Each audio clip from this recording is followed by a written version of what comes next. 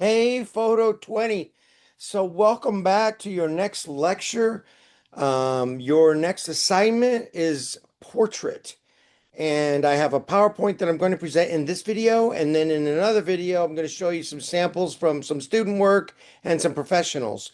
So, let's just jump right into the PowerPoint. And I will share my screen and we will get going. All right, let's see, slideshow. All right. So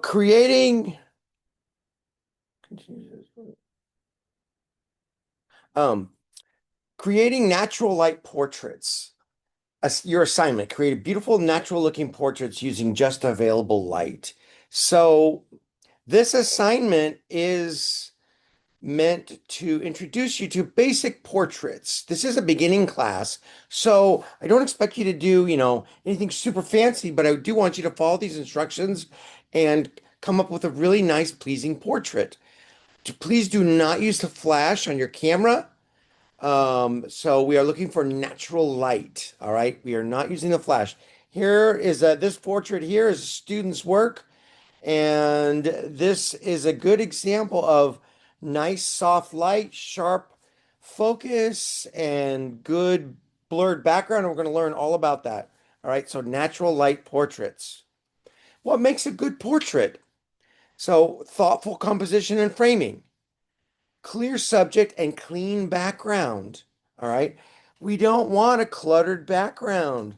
Flattering soft light on the face, natural relaxed expression, and sharp focus on the eyes. All right. This picture here is a picture I took. It's my son, and it's kind of old now. It's about 8 years old, but it was just some nice soft light, and I got a blurry background. We're going to learn all about how to do that. All right. All right, so composition, first of all. All photos need good composition, right? We learned that in the very second week, first week, and portraits are no exception, of course. If you recall our composition lecture, keep these tips in mind. Um, Use the rule of thirds to place your subject within the frame. The eyes and or face should be on the thirds line or at an intersection of the lines.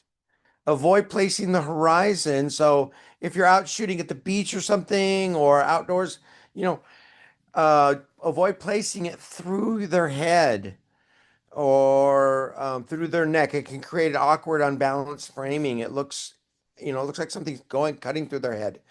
Typically, headshots are composed vertically, but as you can see in this photo here, a horizontal headshot can work too. Here, the face is placed along the rule of thirds line, and there's a fence behind which creates this kind of pattern leading up to the face and draws our viewer's eye to the subject. This is a student's work, and this one I did have the data, so it was a 155 millimeter lens, and we're going to talk about lenses in a second. At f5.6, we're going to talk about apertures at a 200th of a second. All right. So the next thing you need to be aware of and is depth of field for portraits. All right. So remember we had that depth of field lecture going way back, a long time ago now, but you got to remember those things. All right. So shallow depth of field is an important technique to create beautiful, flattering portraits. Recall our depth of field lesson. Follow these tips. Use a longer lens for crop sensor cameras, which most of you have. Refer back to our crop versus full frame lecture that we had a few weeks ago. If you can't remember, you want to use at least 55 millimeters or longer. All right. Most of you have the 18 to 55 millimeter zoom. Set that zoom to 55 millimeters. If you have a full frame, it's better to use 85 millimeters or and longer. Okay. Now use a wide aperture. F2.8 is great if you have it. But if your lens does not have that, then you just use the widest aperture you have, such as f4 or 5.6. Okay. Those of you with the kit lens, 18 to 55, it's going to be 55 millimeter at 5.6, and that's fine. Now, I just want to point out some of you do have the normal lens and they have very wide apertures like 1.4. You have to be careful. The tendency is, oh, I'm just going to open it up wide to 1.4, but you could end up with If you focus on the eyes, you could end up with a blurry nose, believe it or not. And that can sometimes be distracting. So be careful. Also, if you focus at one, if you have an aperture at 1.4 and you miss focus even slightly, your eyes are going to be blurry. If you're using like 2.8 or 4 and your focus is off a little bit, like like a quarter of an inch, that little bit of depth of field is going to help bring that back in focus. Okay, so be careful. Like I said, you may end up with a out of focus nose. All right, and very wide apertures also require precise focus on the eyes. Use aperture priority mode. So it's the AV on Canon or A on every other brand. It lets you choose your aperture and lock it in. Move your subject away from the background. The farther away the subject is from the background, the more blurred it can get. All right, here's another portrait from a student in years past. They used a 105 millimeter lens at f4 with a 3200th of a second. And they have, look at this nice blurred, clean background. All right. A nice soft light. We're going to talk about light right now. So finding soft diffuse light. Good light is essential for flattering, beautiful portraits. Follow these tips to find good light. On overcast days, it's great. We've had some overcast days lately. I know the sun's been coming back, but if we can find some more overcast days, it acts as a natural diffuser. The clouds, providing soft, even lighting. It's really nice. A shaded area. Look for areas in the shade of a building, trees, or other structures to find that diffuse light. Just be careful when you're under trees.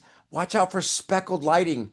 If the tree is not real thick with leaves, some sunlight might come through and you get up with these spots of light on the face, and that's not flattering at all. We don't want to see that.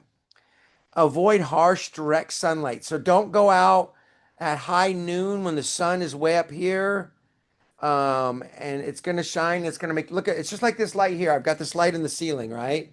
I got this light. Look at those shadows. It's just pretending the sun. Look at these awful shadows on my face. It's not good light.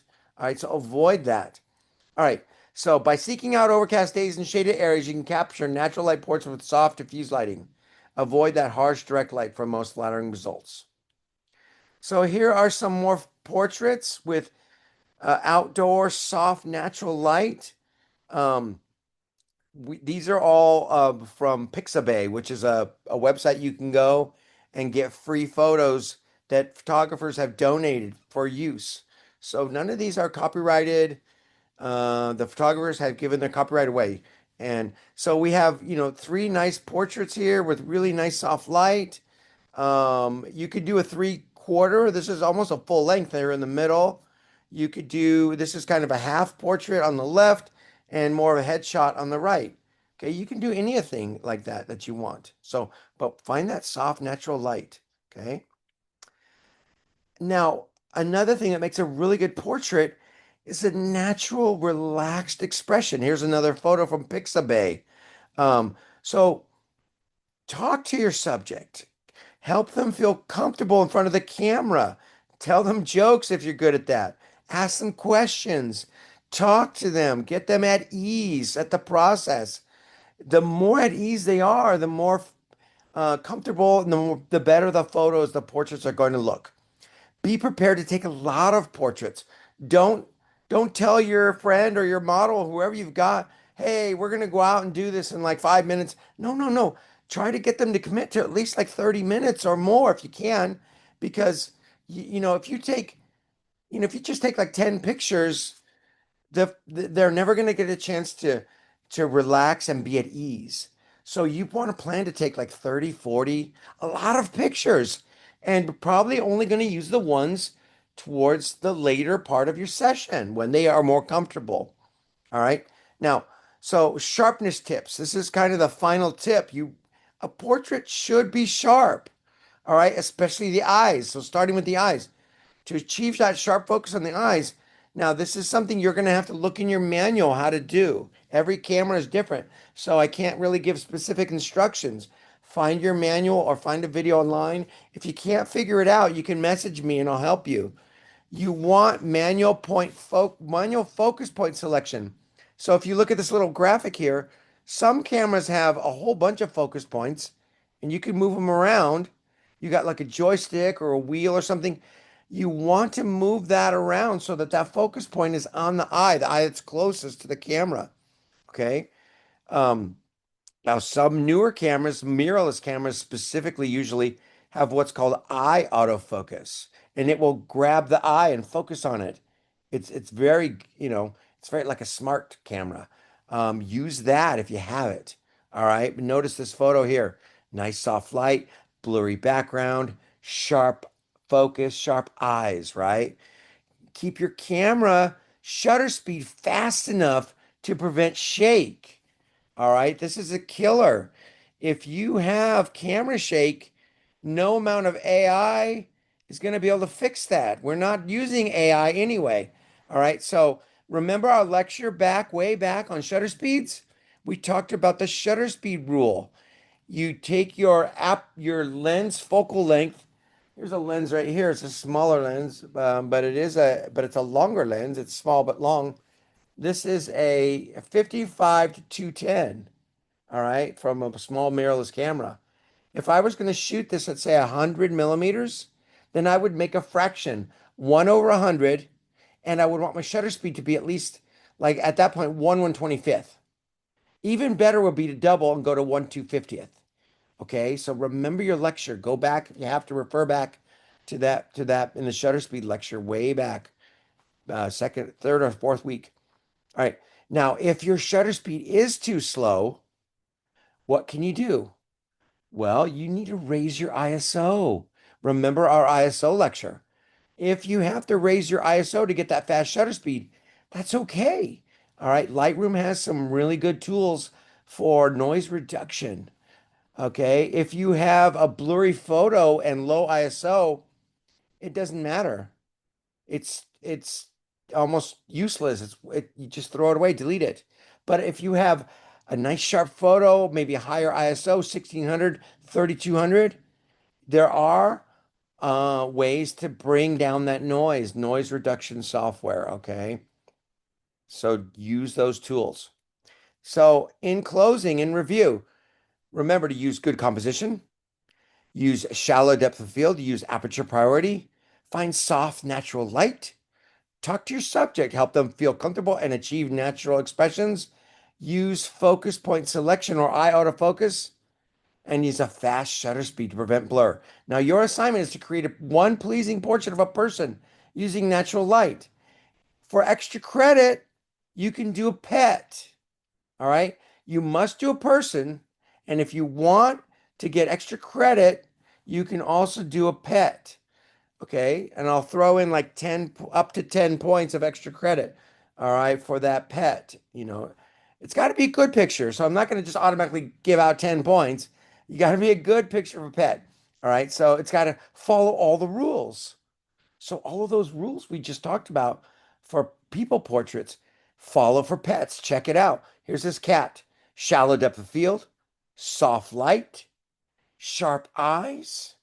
All right. Here's a window portrait. I didn't talk about that too much, but you can do a window portrait. That's still natural light. Okay. So put your subject, in this case, it's a cat, but it could be a person. Put your subject close to the window and have the light coming in. All right. Make sure, though, if you're doing that, that you've got a fast enough shutter speed and a high enough ISO to compensate because it is going to be a little bit less light. All right. So be aware of that. You can do a window portrait. It's still considered natural light. And that's what this assignment is, a natural light portrait. Okay. But don't try to use the room light or some type of spotlight or something. No, if you're going to do it indoors, you must use the window light. So you want the sun. Now, you don't want the sun shining right on the window because that's going to make harsh shadows. So you want the sun still kind of diffused. If it's like, let's say your window faces north and the sun is to the east or west or south, right? In the winter, it's kind of rising in the east and it travels along the southern sky. So if it's shining on the south end of your house, then either a north or either a east or west window would probably have some good, nice diffused light. All right. So there's going to be a couple more videos, or at least one more video. I might combine the next two things together for you to watch. I will see you guys in the next video, and I'm looking forward to your portraits.